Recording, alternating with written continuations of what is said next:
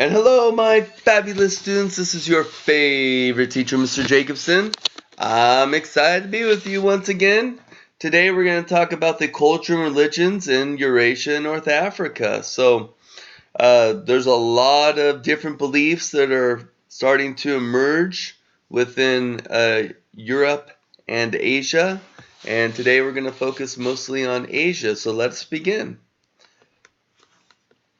So here we have a timeline, and this timeline has many of the dynasties and some of the religions that also emerged, and they kind of give you an idea of when they emerged within history, which should be very beneficial for perspective. And then here's a snapshot courtesy of your textbook, and as you can see, it has Zoroaster, who's a prophet. They have Confucius, Mahavira, which a lot of these people will be talking about, but not everybody on this one here. And just to kind of give you a heads up, we're going to talk about China and the three philosophies / religions that come out of there: legalism, Taoism, and Confucianism. And then we're going to jump over to India, and we're going to talk about the three that came from that region as well, namely Hinduism, Buddhism, and Jainism. And then we're going to finish up with Zoroastrianism. We will possibly discuss Judaism and early Christianity and Greek rationalism another time. So, here we have China. So China has a philosophy known as legalism. The founder's name is called Han Tzu. And the philosophy is that humans are stupid and evil. The only way to stop them from their evil tendencies is to implement harsh, severe punishments. Their ideas became popular during the violent Qin dynasty. Who would have thunk?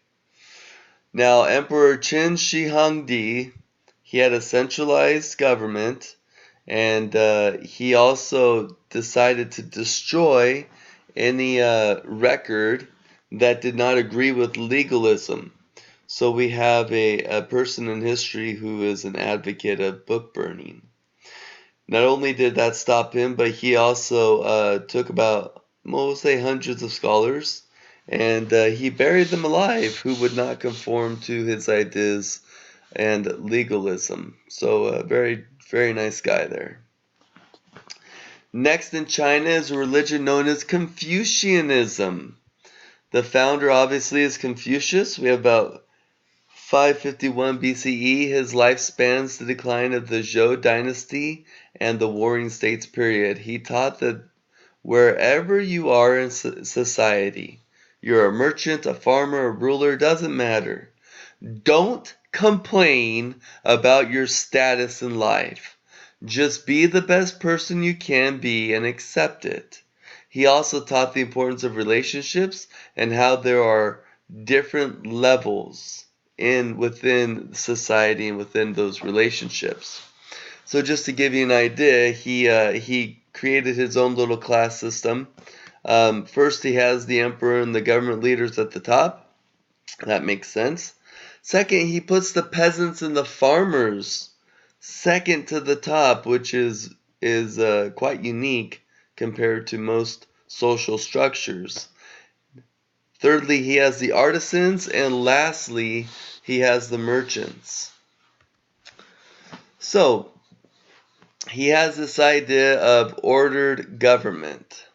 First, he's a believer of the mandate and believes that the ruler should attain the mandate or approval of heaven by being good and just.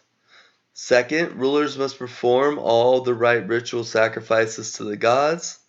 And third, only the best should be in government. So here's this attitude of, we're not looking for just people who are the aristocracy of the society, but let's look for the best and the brightest.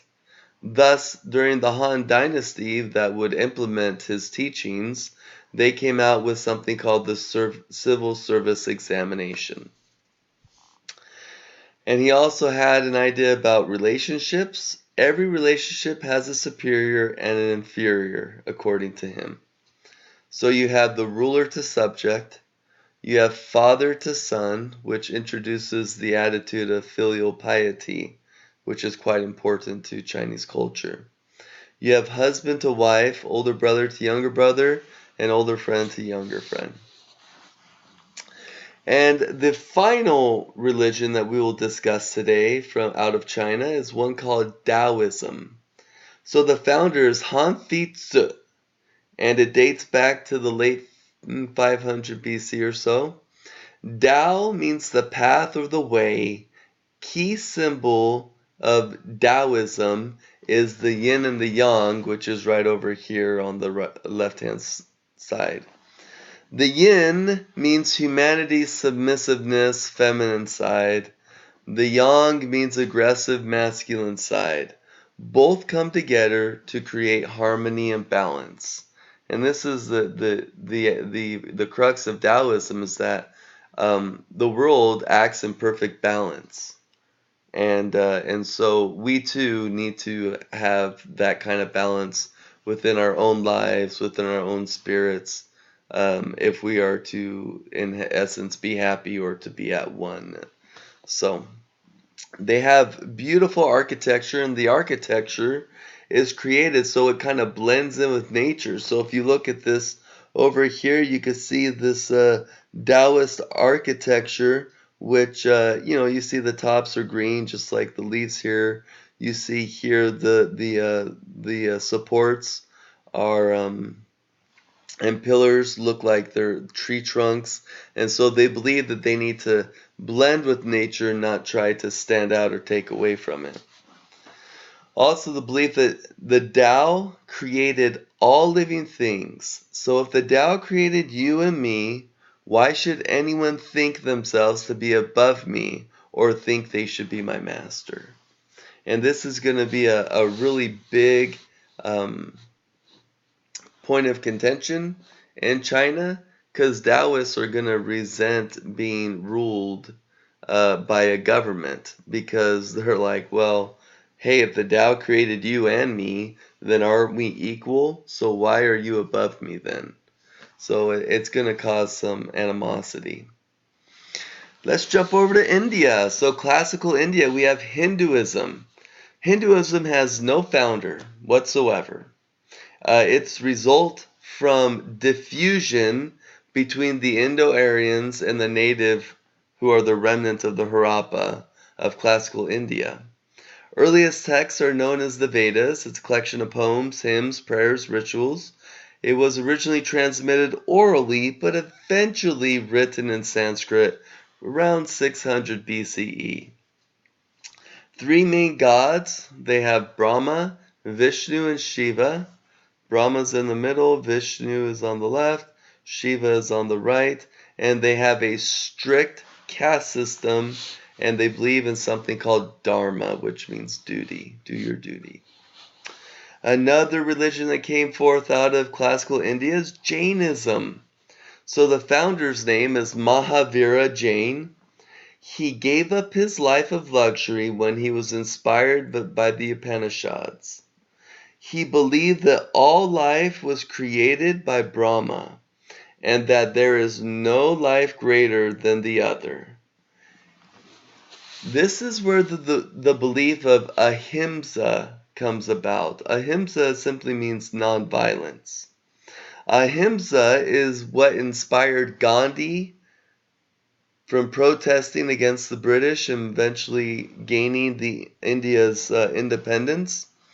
And later, ahimsa, or nonviolence, is going to inspire a man that is very revered in American culture, known as Martin Luther King Jr. So Jainism believes in four principles. 1, injure no life. 2, tell the truth. 3, do not steal. 4, own no property. And the last religion we're going to talk about that came forth out of India is called Buddhism. So Buddhism, there's a prince who, his name was Siddhartha Gautama, and he was rich, he was handsome, basically had it all. But the story goes that he was trapped within the palace walls. And they wouldn't let him outside the palace walls because they didn't want him to see that things aren't as perfect outside the walls than they are inside the walls.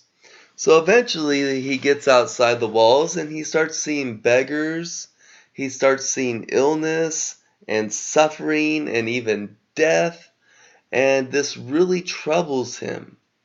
And so Siddhartha starts to really try to almost ponder the answers to, why do people suffer and how can this be cured? Eventually, he began meditating for 49 days till he reached enlightenment, or what they call nirvana. He taught followers and was called the Buddha, or enlightened one. So that's just a really brief synopsis of his life. Here are some of the really important parts of his teachings. He has the Four Noble Truths. 1. Life is suffering. 2. Desire is at the root of all suffering. 3. Eliminate suffering by eliminating desire. And 4. Eliminate desire by following the Eightfold Path. Fair enough. Let's go the Eightfold Path. Eightfold Path. Know the truth, which is the Four Noble Truths. Free your mind from evil. Say nothing to hurt others. Work for the good of others. Respect life. Resist evil. Practice meditation and control your thoughts. Now, Buddhism versus Hinduism. So these are the things that Buddhism rejected from Hinduism. One, Siddhartha Gautama, or the Buddha, he rejected the Vedas. He rejected the attitude of animal sacrifice. He did not like the Brahmins, who are the Hindu priests. He thought they were unnecessary for reaching enlightenment. He felt that enlightenment, all you needed was to look inside yourself and to master yourself. He rejected the Hindu rituals, and he also rejected wholeheartedly the caste system, which is a rigid social structure for the Indians, that's under Hinduism. So similarities. We have the reincarnation. So Buddhism believes in reincarnation. They believe there's an endless cycle of birth and death that is meant to be broken. And the only way you can break that is if you follow the Four Noble Truths and the Eightfold Path, which can lead you to enlightenment or nirvana. He also believed in meditation, which is also part of Hinduism. The Buddha taught that truth can be found within, not outward. And then lastly, we have life's goal is to reach enlightenment in order to break the cycle of reincarnation. So the Buddha believes that our goal in life is to reach that nirvana, to break the cycle of reincarnation, and to go on to some higher state. And lastly, we're going to talk about Zoroastrianism. Zoroastrianism is a monotheistic religion. There is a God. His name is Ahura Mazda. He ruled the world and was the source of truth, light, and goodness. He is destined for an epic battle between good and evil. Angra Manu is the essence of evil. And those who follow Ahura Mazda, they will get resurrected bodies and be granted eternal life. This religion originated in Persia and was the religion of the Persian Empire and succeeding empires that will emerge out of Persia, like the Sasanians. So that's pretty much it. Go ahead and write your one-page summary, and I look forward to discussing with this at when we meet again. Thank you very much.